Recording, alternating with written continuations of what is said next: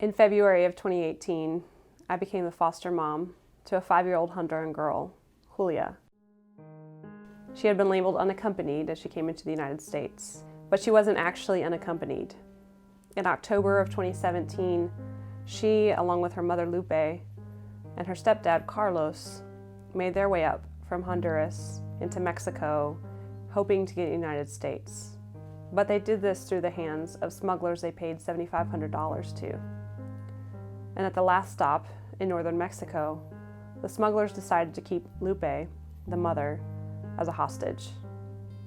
Carlos and Julia were able to cross the Rio Bravo into the US, but Lupe stayed behind and was exploited sexually. It's unclear why Carlos and Julia were separated, but Carlos was deported and Julia entered into what's called a sponsorship family through the Office of Refugee Resettlement. Lupe was able to escape from the smugglers, make her way back to Honduras to her home. And about that same time, Julia entered foster care due to neglect from her sponsorship family. This story is not unique. This is our current reality. Under the zero tolerance policy, 2,737 children were forcibly separated from their parents when they crossed into the United States between the months of April and June of 2018. 2,737 children.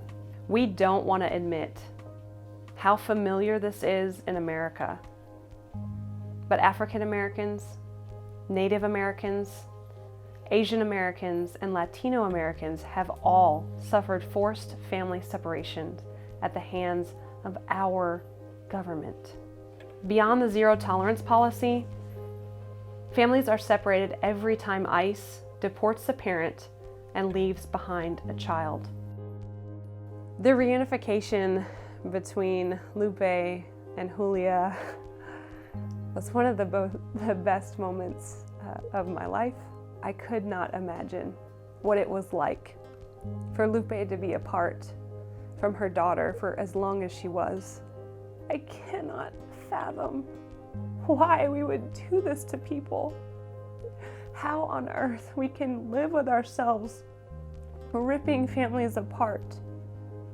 If someone took my daughter, I would do everything I could to get her back.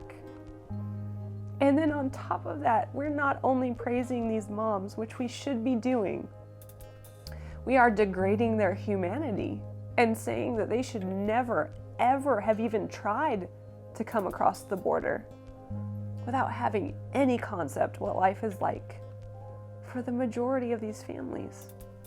They are not trying to cross a border because they want to take our jobs. They are crossing a border because they are choosing life. And as Christians, we are taught to choose life.